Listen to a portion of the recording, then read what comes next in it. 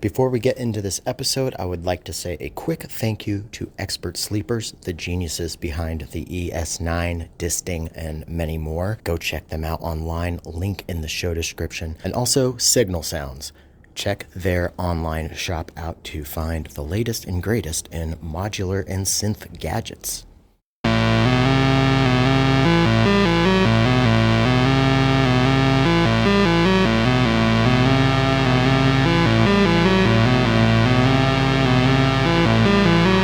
Hello and welcome back to another episode of Podular Modcast. This week's guest is Kaitlyn Aurelia Smith. Now, if you've been listening since episode 1, you may remember old co-host Ian asking me for a list of some of my dream guests, and Kaitlyn was very high on that list. Kaitlyn and I have a wonderful conversation about all sorts of different things, including her new album, GUSH, that comes out on August 22nd. But you don't have to wait till August to get a sneak peek about what this album is like. The titular track, Gush, as well as Into Your Eyes and What's Between Us are currently released as singles that you can listen to everywhere that you stream music. But rather than sit here and spin my own Tim yarns about it, why don't I give you a description of the album in her own words.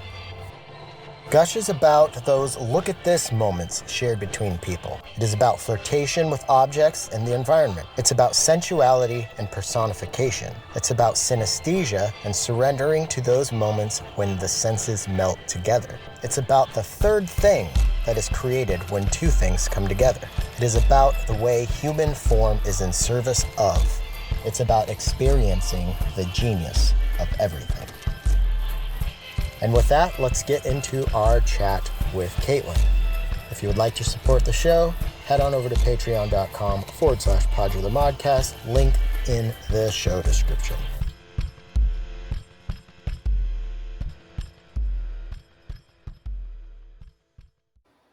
Okay, we're rolling. So welcome to the show, Kaitlyn. I'm very, very excited to have you here. I don't know. Thank you so much for inviting me. Absolutely. It's funny. On episode 1, back when I had a co-host, good old Ian, he asked me, okay, what's a list of like your dream guests to have on the show going forward? And you were one of them. So I'm glad to mark another one off the list. So thanks again. Thank you. I'm honored that I was one of them. Yeah. So we could go in so many different directions on this, and it's always hard to interview somebody who has been interviewed quite a lot, and I really don't want to ask all the same questions. But as a fellow PNW person, Pacific Northwest, also growing up in a somewhat secluded place, small town, around the same time. I think you're only a couple of years younger than me. I just want to get your, however you want to answer this, but can you just kind of paint the picture of growing up on Orcas Island, during the time that we were coming into our formative years? Yeah, I mean, I grew up in the San Juan Islands and not specifically Orcas. Oh, okay. And um, the San Juan Islands are just incredible, and I feel really lucky because I grew up going between there and Encinitas, San Diego area, Oh, and cool. there's such a contrast to them, Yeah, and I feel like totally. they really helped me develop like a really strong like acclimation process within myself for going deep, like in hermit mode, and then deep in extroverted mode. Yeah. And I still to this day like really value both of those things. Now it's more like at the same time, like it's like when I'm in cities I'm able to go deep in hermit mode, and when I'm in like nature able to like go deep in extroverted mode. Uh-huh. And and it's, I mean, you probably can relate to this of like even though people sometimes have this image of like island life being really isolated, it's actually like the opposite feeling. Like, so I tend to feel sometimes more isolated in cities than I do I in a understand small that. Yeah. town. Mm-hmm. Um, so I feel like growing up in that region, like really um, helped develop like community and like acclimation to extremes, um, and I think just uh, admiration for like adventure and like creating experiences for like quote unquote boredom and like maybe Oh, appreciation for boredom. Um, yeah. and I mean, I have just so many fond memories of like, this is like older time in the Pacific Northwest, but that's like where I discovered synthesis was like returning home um, after college and um, having what I thought was like a total career change because I thought I was like giving up music, and then all of a sudden like synthesis happened. Um, yeah, so I have a lot of appreciation for that region. Yeah, yeah, I totally relate with the feeling isolated in a more crowded area, but kind of having the extrovert come out in a smaller town. Because you're right, in those smaller towns, there is the double-edged sword of everybody knows everybody. So that just within it, baked into that, is a sense of community. And then, going to this big place, it's kind of like, oh, people are a little more standoffish, or you get the classic Seattle freeze. But yeah, so I Yeah, totally relate to that, and finding your own cures for boredom, and having to be a little creative with that. Like we did that growing up. I got into music, playing guitar, and just going out in the woods and driving up old logging roads as far as we could go. And I think that just, that informs not only your worldview, but also like your creative spirit, I guess. yeah, totally. I like how you put that because I do feel like it connects with the creative spirit because it's like if you don't have that roadblock of boredom and you like believe that you can like find something in everything, then Hmm. then it's like your creativity is just kind of wide open. Absolutely. Yeah.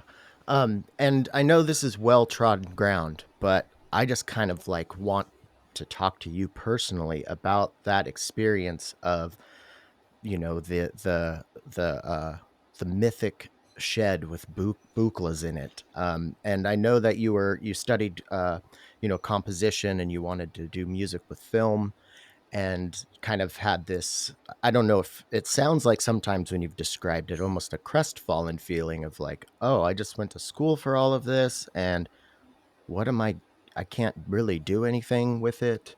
um so yeah, if you could just nutshell that experience, for the listener who's not familiar with your backstory. Yeah, it's interesting when you were just uh repeating it back to me like in your own words. uh it made me think about this book that I remember reading in my 20s, called Concerning the Spiritual and Art by Kandinsky.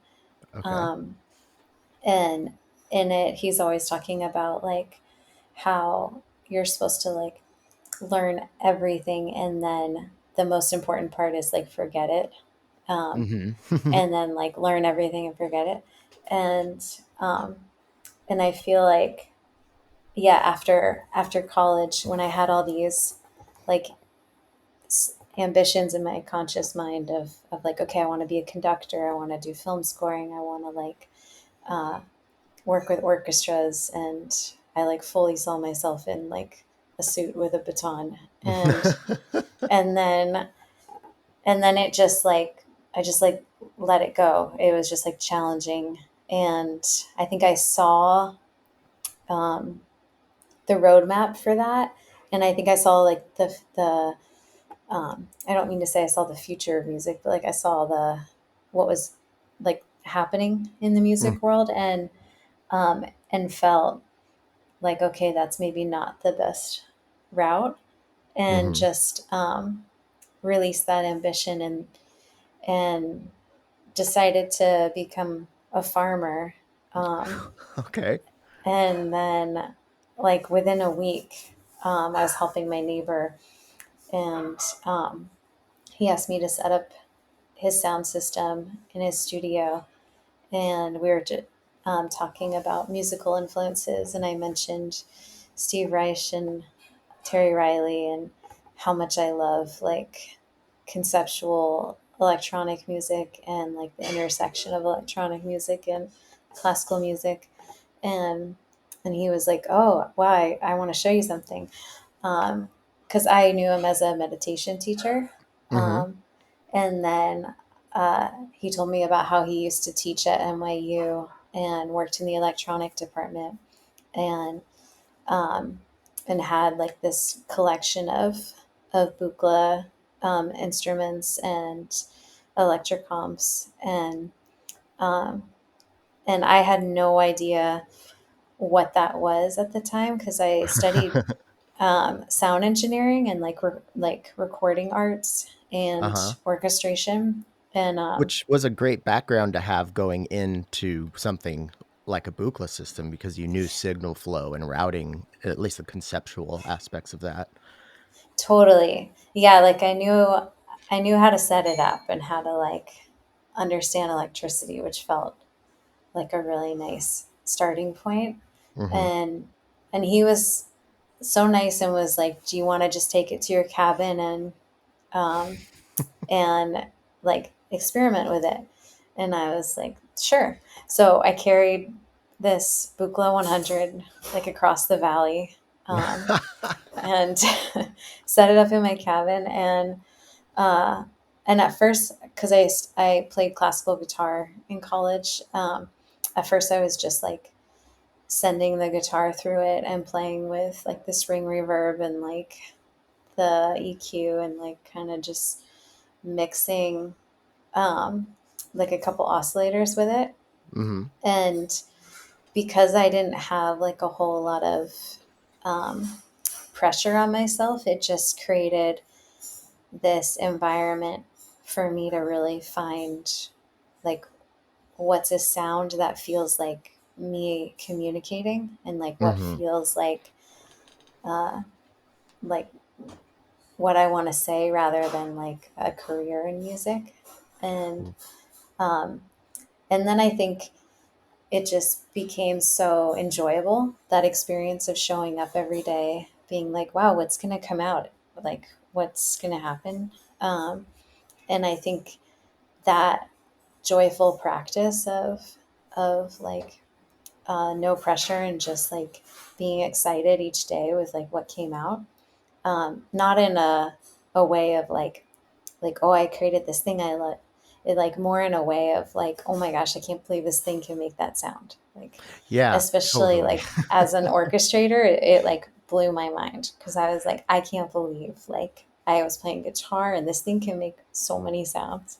Yeah. um, and I hadn't even really played with like I didn't have Ableton at that time, like I just had I had Pro Tools and a 4 track, and um, and like wasn't I didn't have any software synth, so like synthesis was like a total new thing for me. Okay. And um and I really enjoyed learning about, actually at the time I don't even think I had internet. Well, I know I didn't have a cell phone at that time, and Okay. I don't think that I had internet in the cabin, so I didn't even like have a chance to look up like what is this thing that I'm playing, or look up like any instructions on it or how other people use it.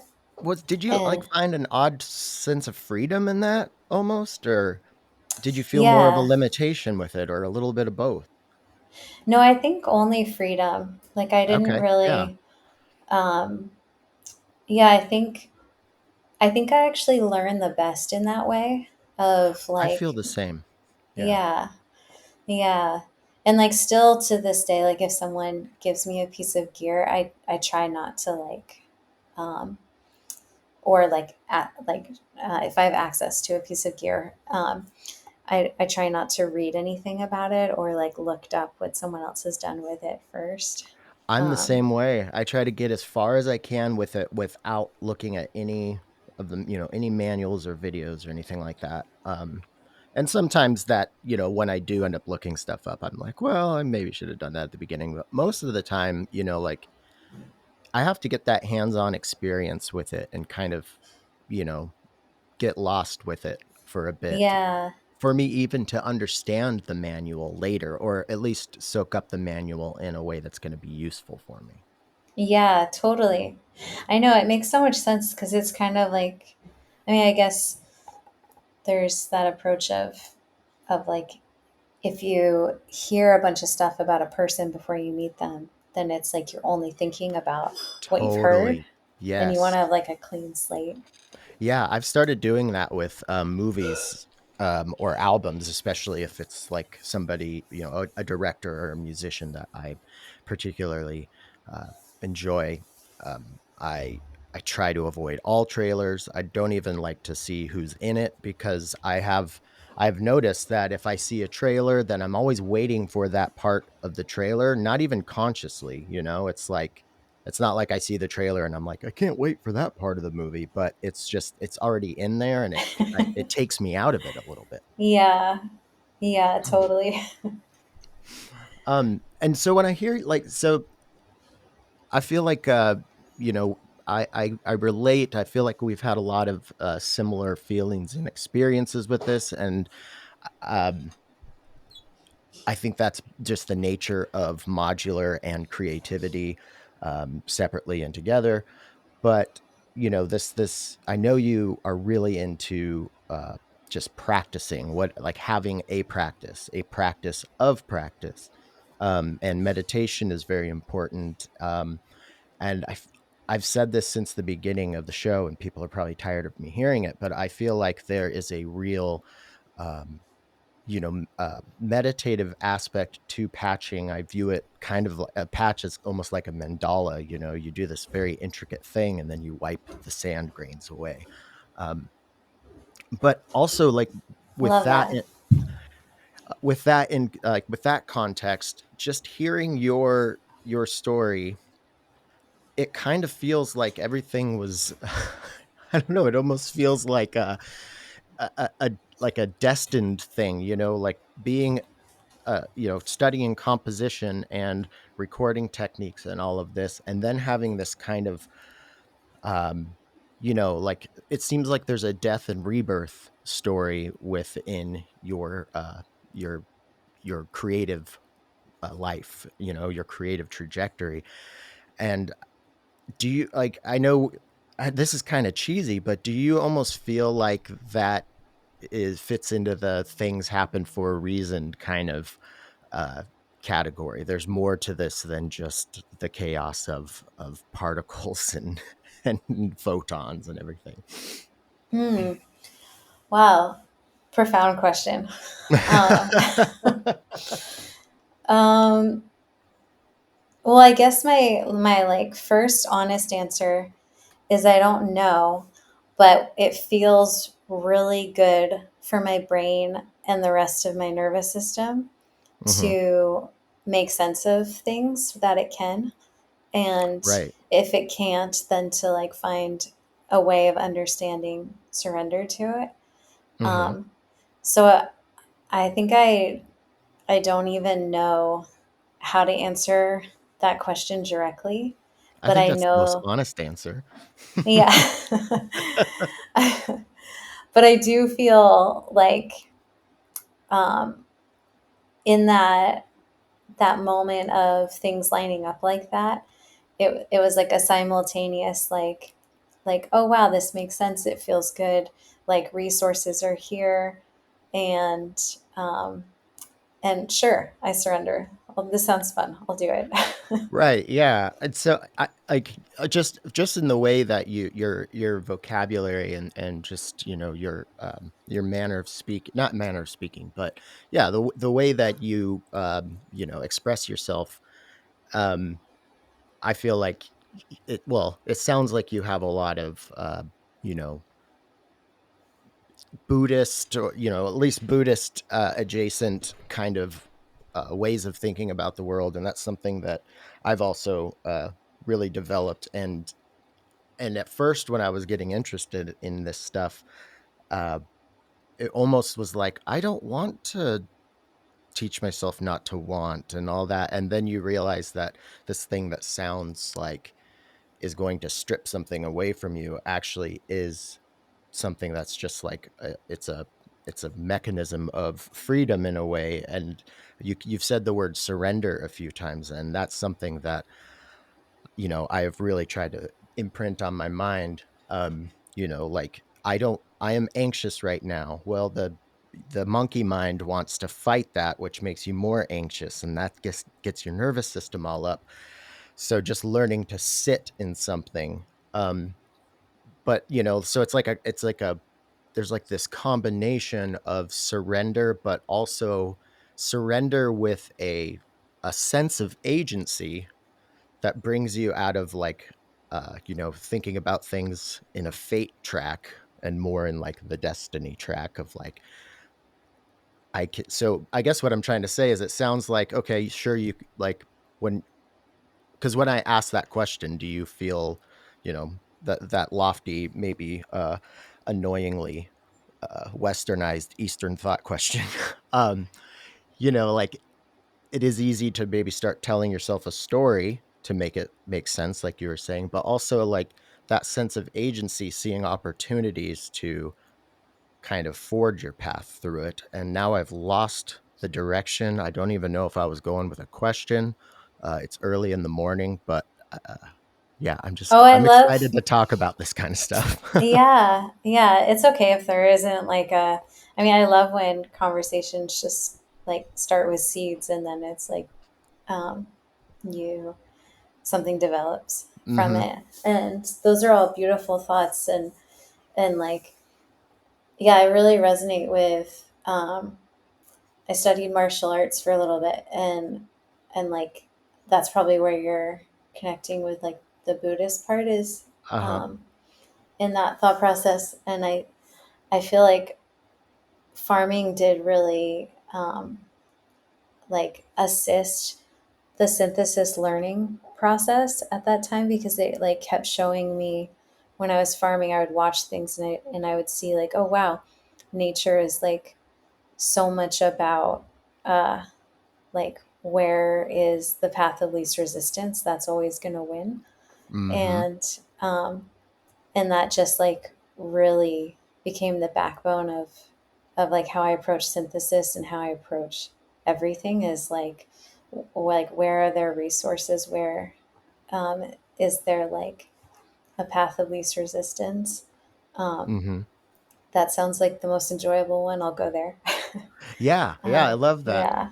Yeah, I relate with that. Like, it's amazing how like, it's one, like, learning one skill outside of your what you would call your creative pursuits.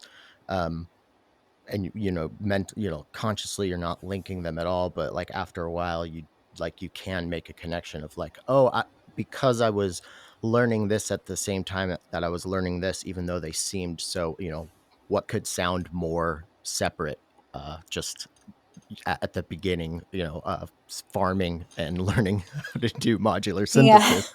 um but yeah, that's something that I'm really finding is like, it's a kind of going back to a classical Buddhist trope, or like, well, everything is the same.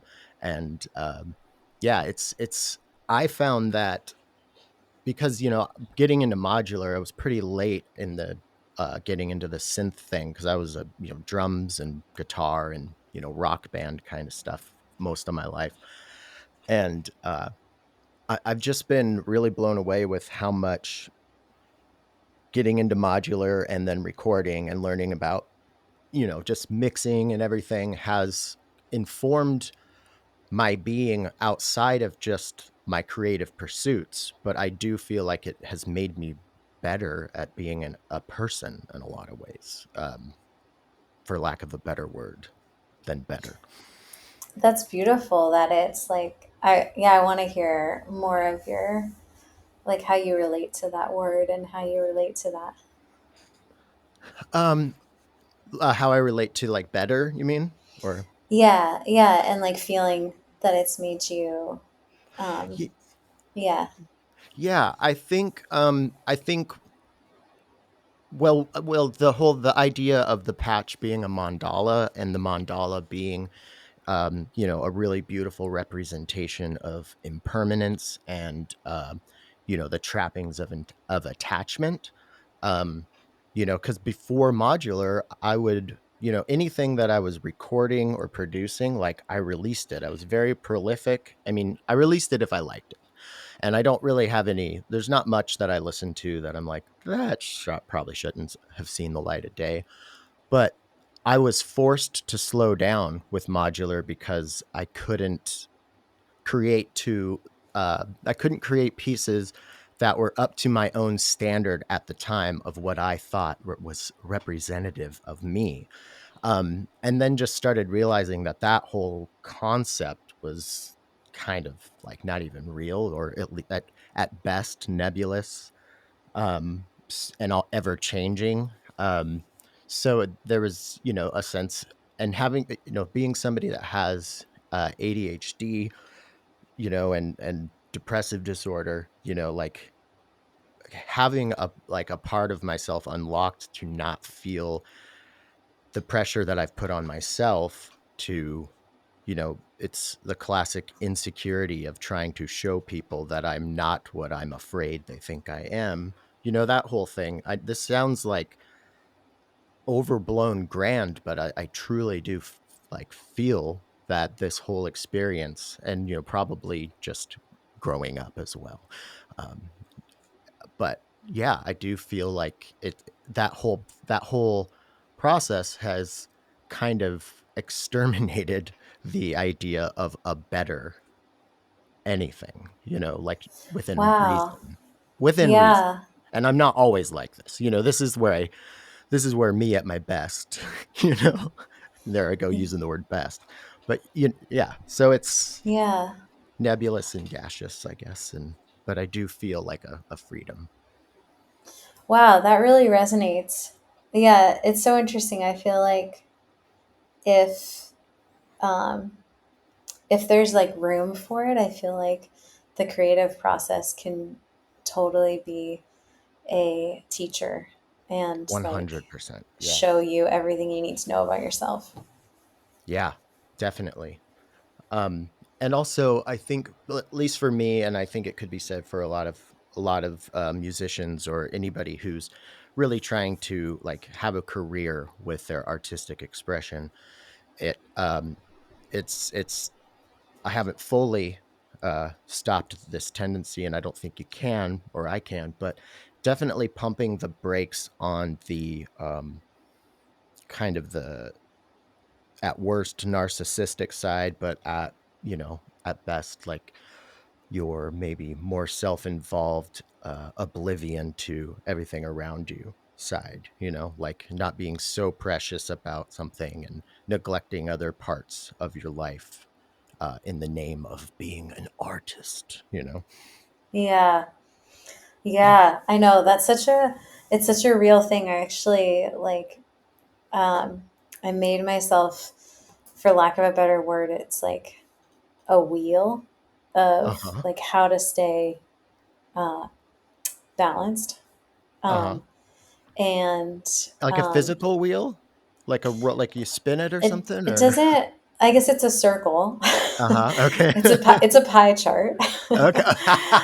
um, and um, and there's it's like how I navigate my day and structure my day is that each section in the pie chart has to have time. Um, and if I don't do that, then I get out of balance. Um, I need this, so go on. yeah. Yeah. I mean, I really just like did it intuitively of like, I just asked myself, like, okay, how many like sections are in my pie chart of like being balanced? And I got the number 12. And so then I was like, oh, okay.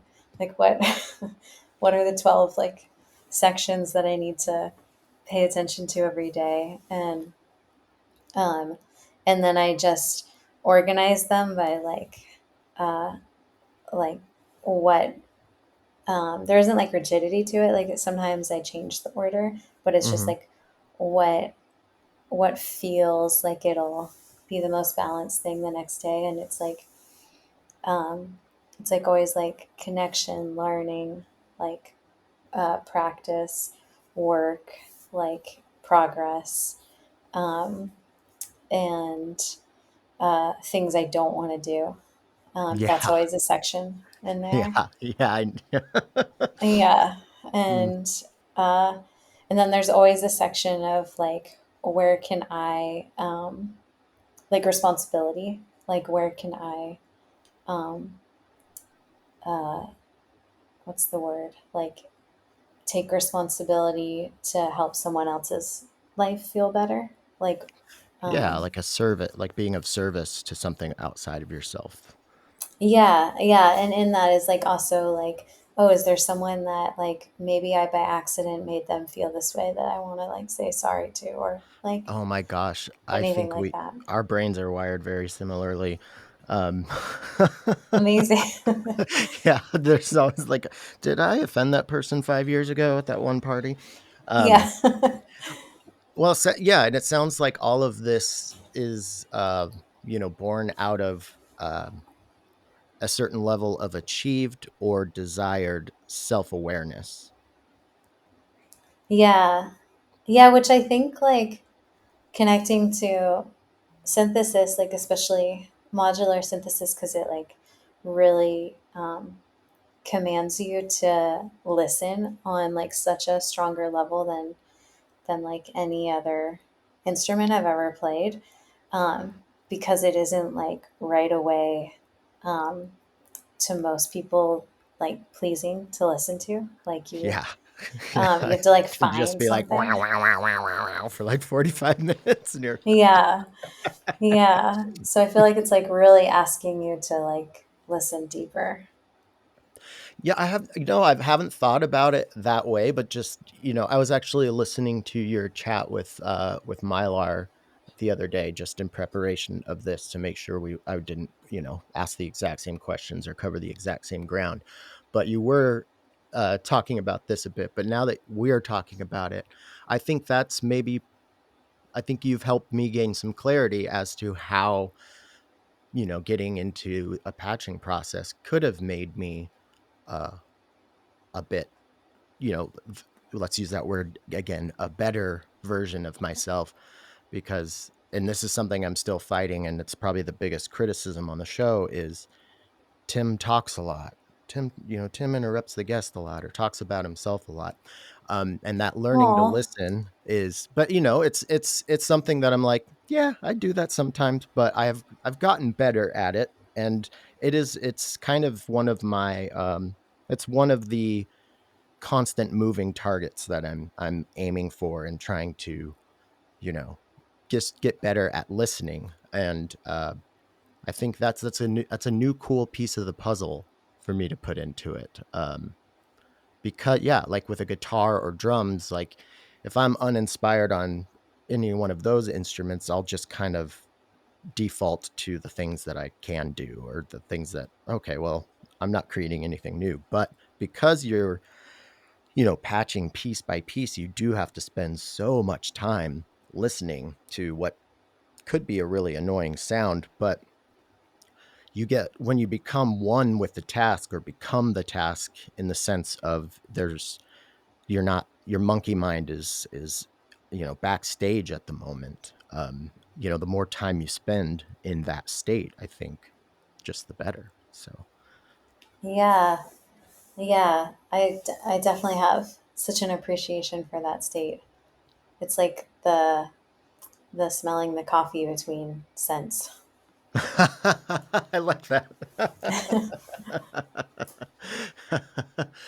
Yeah, and it's so here's my self-conscious monkey mind being like, "Oh, Tim, you just derailed the conversation by doing the thing that you're saying that you're trying not to do. Um, but I do want to talk about, again, us both being from Washington State, and the fact that I like you like the idea of you going between not only these totally different community things from like more people in California, less people up here, but also you're going from like the damp, dark, wet of, if it's in the winters of the Northwest, it can be pretty dreary, to like a pretty hot, dry place. And, both have their own like pretty, I would say like idiosyncratic views of beautiful nature. I just feel like for me growing up, at the foothills of the Cascades, it's just like it's instilled with me like this appreciation of the beauty of nature and the inspiration that can provide. So like, was there a conscious moment for you, like having that be an influence, or do you think that's baked in, or is it an influence? Am I just guessing that it is? It's I would say it's like one of the sections on my pie chart Mm-hmm. is adventure. Um and I feel like it like environments I would say are more like in the category of like prep for me to create, but they're not actually what inspires me. Mm-hmm. Um for me it's like um inspiration is kind of like always there, and it's something that I nurture if I'm like constantly making connections. Um, Mm-hmm. then it seems to like keep a constant flow of inspiration. But if I'm ever in like a point where I can't make connections, then it's really hard for me to feel inspired. Yeah, I could see that. And that kind of leads me to a question that I did have for you specifically, because it's a question I get a lot. Whether it's from people who I'm talking to in the synth world, or I have a job teaching, uh, youth classes at a community center here. So I'm an audio engineer for Tacoma Park's community center. We have a studio, so I teach students how to, you know, navigate a DAW, basic music theory, and stuff like that. And it's funny to hear the beginner's mind questions. Like, how do you know when you're done? Or can you listen to this track and tell me what I should do? And I keep, well, I'm not going to tell you what you should do, but I'll give you my 2 cents kind of thing. But the specific question is on what you were mentioning earlier.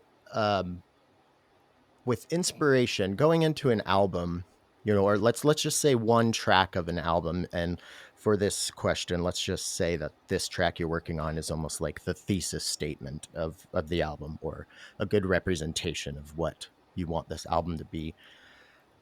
How, like, and I'm sure it varies, but how long do you work on a track, and then how much time do you give, how much space do you give between you and that track before you start working on it again?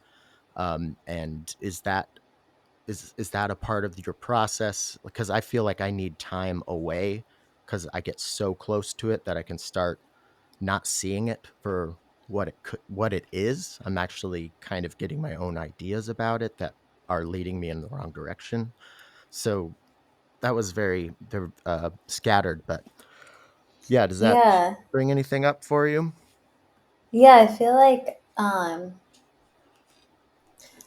I usually always have time away, and um I feel like it's usually for me to access like my responses, um, my like internal responses, because I feel like everything to me in creating is a relationship, and and so um, if I'm listening to it and having all sorts of responses, of like being triggered by it, then I'll usually like take space from it to be like, okay, am I just like in a weird mood that day, or is it Hmm. actually the the song?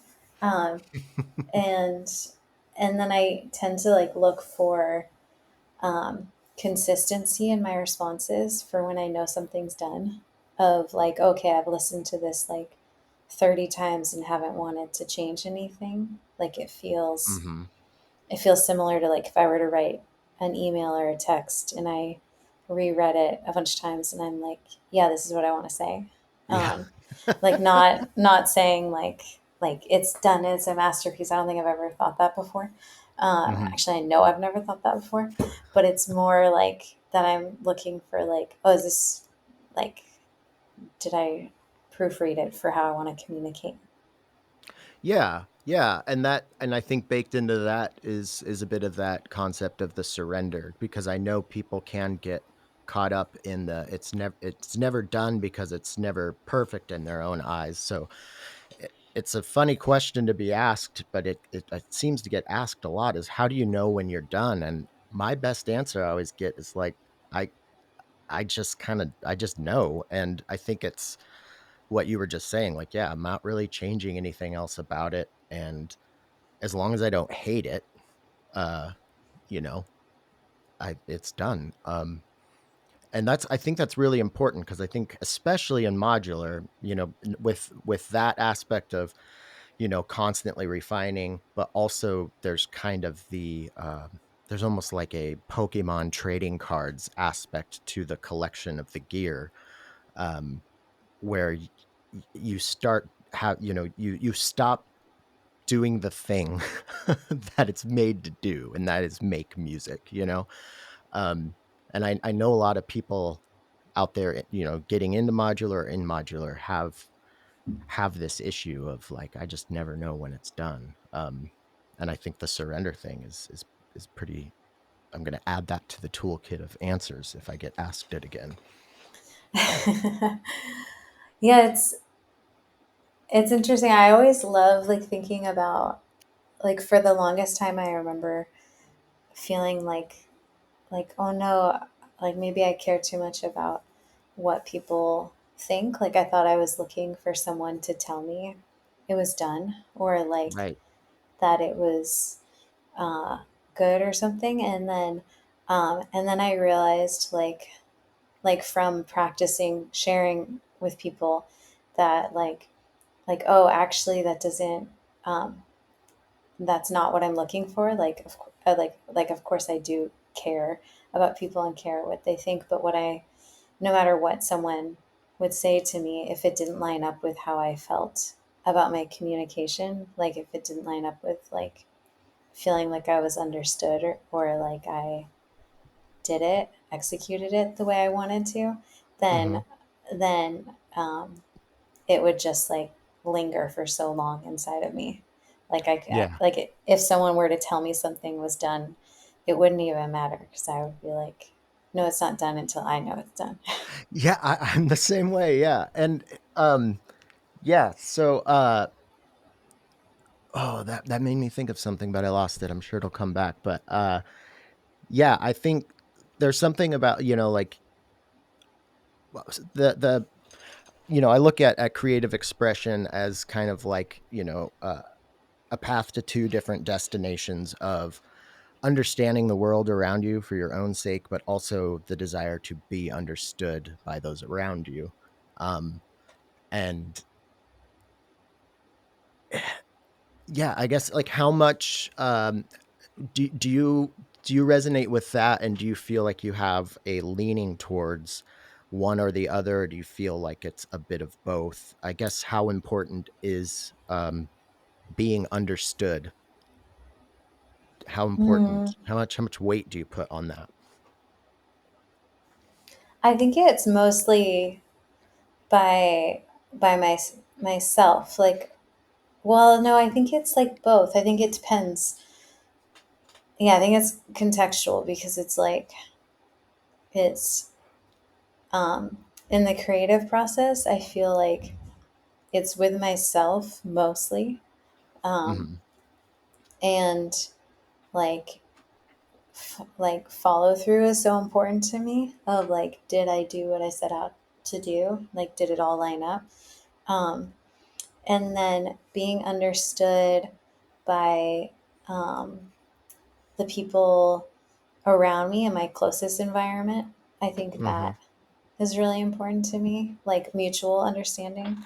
Mm-hmm. Um, and then I think the more that I release albums, the more I've really um, like realized how important it is to stay on um, the language of how something is communicated, because there's things that, like from 10 years ago, that I didn't say myself about the music, but the people who were releasing it like Mm-hmm. attached Mm-hmm. certain words to it that I Mm-hmm. don't that I don't relate with or like resonate with, and it still follows me.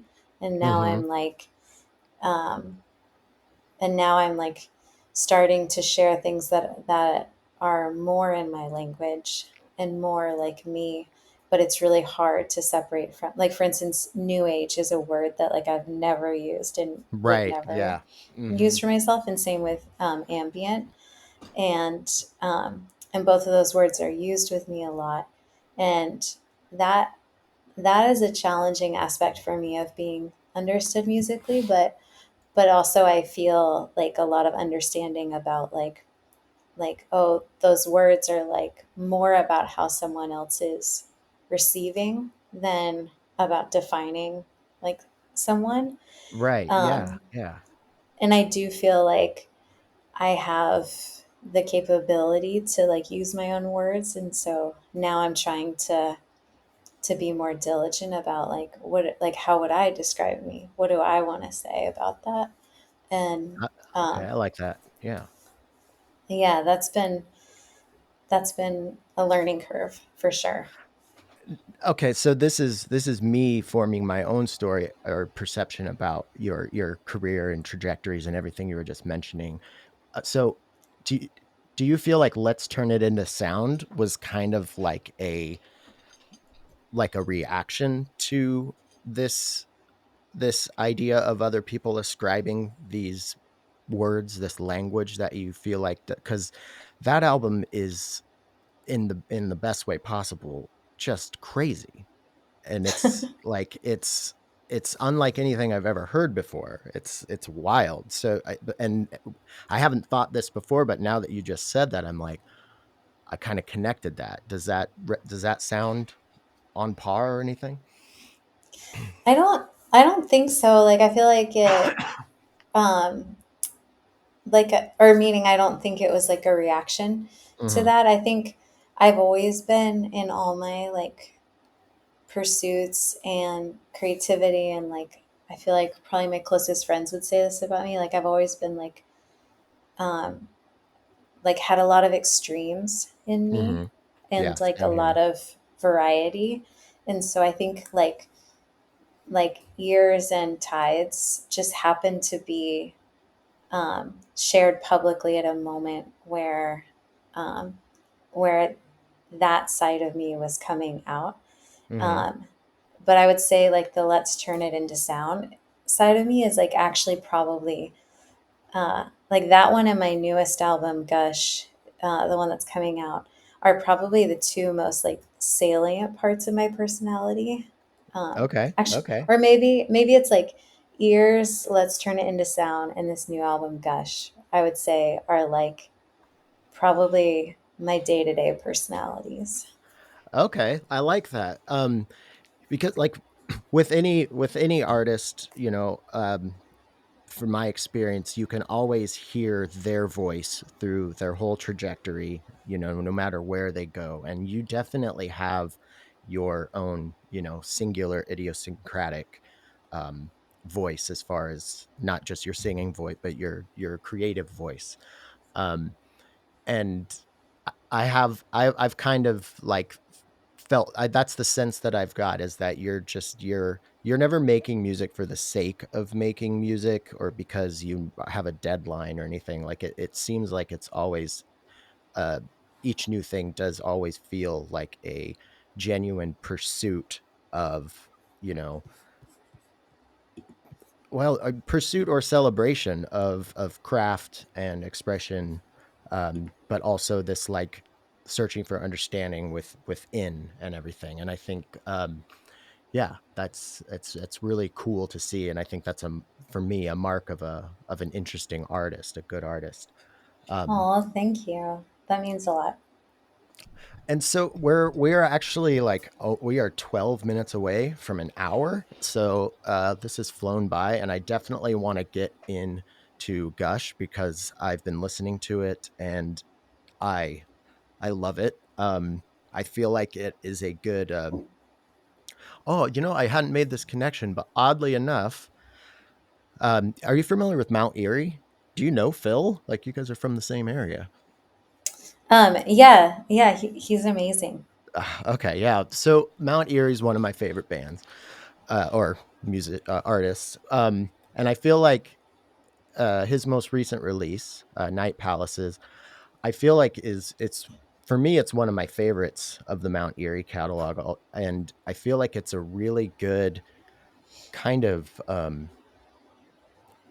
it's almost has a little bit of everything that I love about Mount Erie, like, and all of it at its best, and doesn't feel like it was made for that reason. It's just like it's the natural progression of where he's going, and I do feel like Gush is kind of like that, for you, because I hear like I hear even back to Euclid, I hear parts of your artistic voice in this.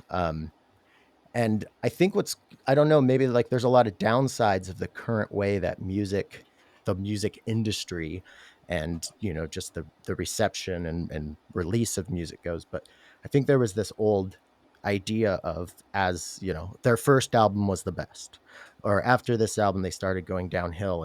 And something that I feel like I've noticed with a lot of my favorite artists who have been making music a long time is like, man, they're getting better. They're like, or not getting better, but like, again, I'm using that word, but like they're not stagnant at all. And I can hear like this leveling up almost kind of. And I feel like Gush definitely has that aspect to it. So yeah, Oh, that was thank something I you. just thought of there. Um, Oh, I was curious. So I was a singer in a lot of bands. I spent way too much time. I hate to admit this. Well, I don't hate to admit it, but it is kind of embarrassing. Way too much time just singing Bright Eyes songs alone in my house with a guitar. love that. Um, and but there was a part of me like that kind of narcissistic or kind of um, you know, just self-involved version of myself.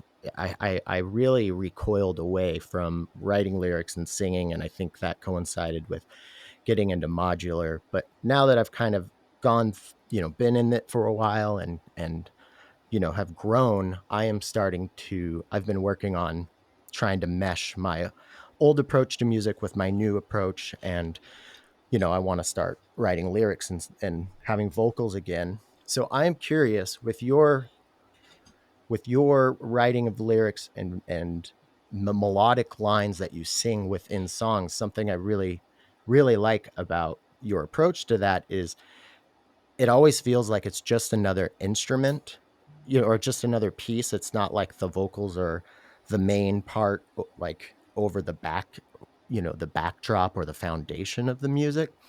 And I'm just curious about your process of, do melodic lines and lyrics, do they happen at the same time as the composition? Or do you have, a notebook full of lyrics that you want to try? Or do you do the whole like get a melody and then write lyrics around that? Is it a bit of all of that? Or what's your approach with bringing your voice and actual words into the expression? Um, well, I like that question. Um, I feel like it tends to all almost happen like spontaneously. Like Okay. I feel like that's usually when I know I'm in the creative pocket, when I know I'm working on an album and not just like a one-off thing. Uh-huh. is that all this like spontaneity starts happening, where it's like I'll just wake up and I'm like, oh, I know the song, I know what it is, and then it'll Oh, I just like love when come that out. happens. Yeah, yeah. So I feel like it just like I feel like I maybe don't even know how I approach it. It's like when a woodworker is like in their shop and they like know their tools, they're just like reaching for the tool they need Hmm. and not really thinking too much about. That's actually a horrible analogy because I'm sure they're thinking a ton about it. I'm not thinking a lot about it when I'm writing, especially with my voice. It's more Uh-huh. just like, um, well, I think my voice tends to be the thing that um, well, how do I put it into words? Um, I feel like the voice for me is always like the glue. Okay. Um, Yeah.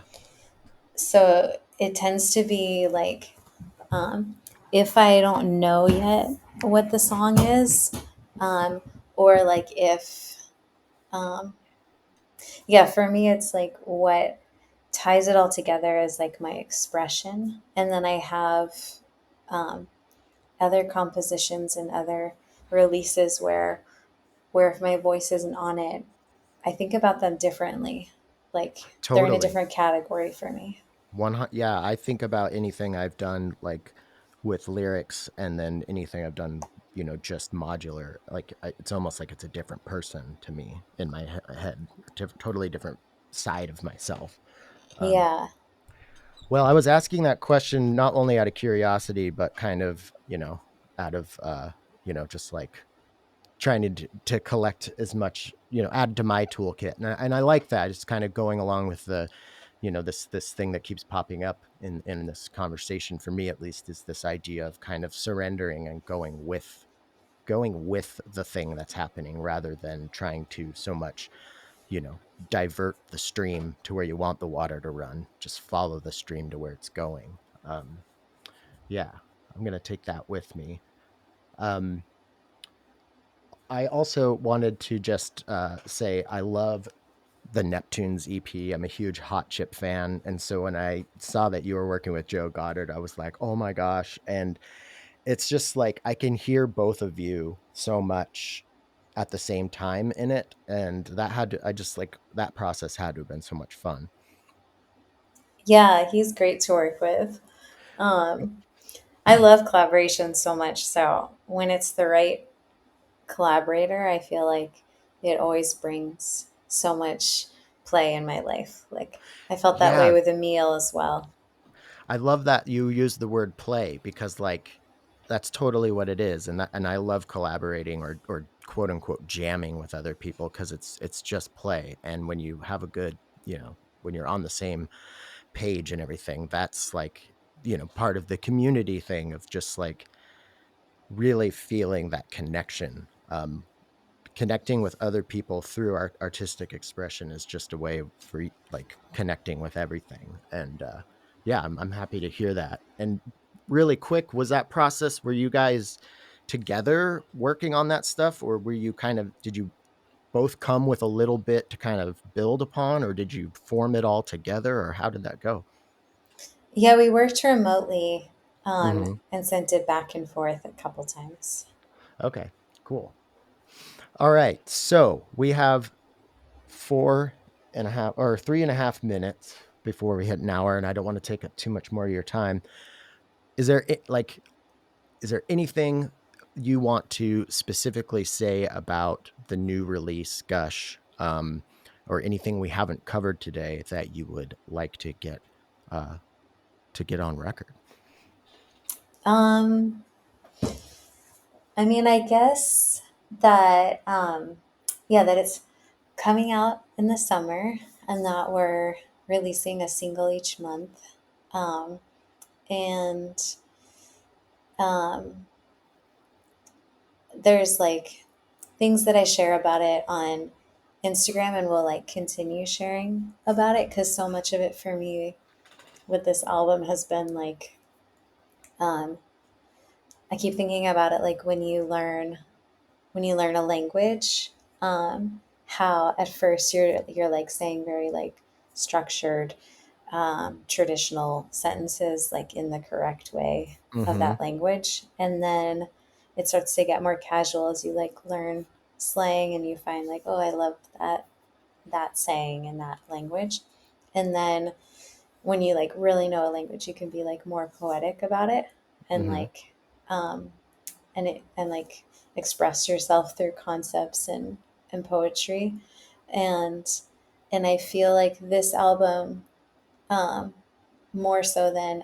any of the other ones, is like me feeling like I've gotten to this place with like the synthesis language um, where now like my like more poetic side can really come out, um, and so I'll probably be sharing like more of that stuff on like Instagram and like in the because I made all the videos myself for it, and like am sharing more of my like photography side and my like visual art side of myself, and I feel like the thing that um this album probably encapsulates the most for me is like in the title itself is that like gushing feeling Mm-hmm.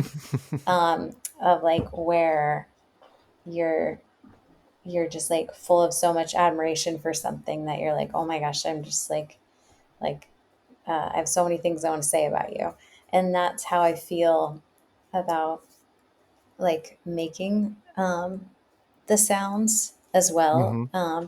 is like uh, I don't know. There's just like I could talk on that for forever because there's just like so much in this album about the synesthesia process that I've experienced with synths more than any other instrument. It's like Um, seeing colors with sounds. Is that right? Or no, that's one form of synesthesia, but it's any okay. blending of Oh, the okay. senses, and Mm-hmm. I have it with my feeling sense. Mm-hmm. So I get like feeling sensations where it's like someone could say a word and like I'll get this whole feeling that they like threw bouncy balls at me, or Oh, like it's like that's so a amazing. it has its like really fun parts and like Uh-huh. playful and joyful parts, and it has its like whoa Yeah. parts too. um, but I feel like it's like such a core part of this album is like um, it's all about like flirtation with the environment, and the like way that I've experienced sound is like in these really like diverse interactions with imaginary situations, imaginary objects, um, and so it's like a lot of the art is like interaction with objects I of love like that. how a sound made me feel like I was interacting with this thing. I love that idea of the interaction with the sounds that you're making, but also the concepts, these imaginary objects, but and then just that's something that I've been really, really steeped in is like playing and interacting like that like not playing music, but like the play aspect of just the surrounding world. And I've been getting into you know exercising that with like field recording and just doing a lot of filming, out in the woods and stuff, and kind of blending everything, mixed media thing together. But I could go on about all of this stuff. I feel like everything you say just makes me think of the next thing like I could ask you about, but maybe we'll have to do that again on another episode someday. Um, but Oh, yeah. yeah. It's been really lovely chatting with you. Likewise, and I would be remiss if I didn't say my wife's a big fan, and she is the horticulture, or actually she's the living exhibits manager now at the Pacific Science Center. So the butterfly house is her Oh, whole wow. thing, and that I don't know if you've been there recently or ever, but if next time you're up in the area, you should definitely stop into the tropical butterfly house because she's done amazing work in there, and it seems like an environment you would really get a kick out of. Wow, that sounds so special to go visit her at work and just like be amongst butterflies. It's pretty For her to amazing. work there. Wow. That's Yeah, so, yeah, thank I'm you for that so proud of invitation. her. Yeah. Um, okay, and I ask everybody at the end, what would you like to scream from the modular mountaintops? Can be anything you want. Oh my gosh, what does that question mean? It means whatever you want it to mean. Um, well, I guess, I mean, this is this is like the first thing that came to my mind, and yeah, I guess I'll say it. Of It's more like a question than Okay, I like it. a statement of like I'm really curious how people enjoy connecting with music these days, like beyond listening in their like on Spotify and Apple and all those things, like how like whatever someone listens with, Hmm. like I'm really curious about where the intersection is um, for artists and people who are listening to connect beyond like the shows. And I just really like hearing from people if anyone had an answer they wanted to share to that. I love that. And so, you out there, dear listeners, chew on that question for a while and get back to Kaitlyn about it. And thank you again so much, Kaitlyn. This was amazing. Oh, thank you. Lovely chatting. All right, that's our show. Thank you so much to Kaitlyn for coming on. Don't forget to mark your calendars for August 22nd when her new album Gush comes out, and check out those 3 singles that are currently available for streaming everywhere you listen to your music. If you'd like to support the show, head on over to Patreon, link in the show description. Hopefully the episodes will be coming out more often. Sorry about the big pause. I'll tell you all about that at some point. Yeah, and this week's secret word, I guess, is farmer's market. Until next time.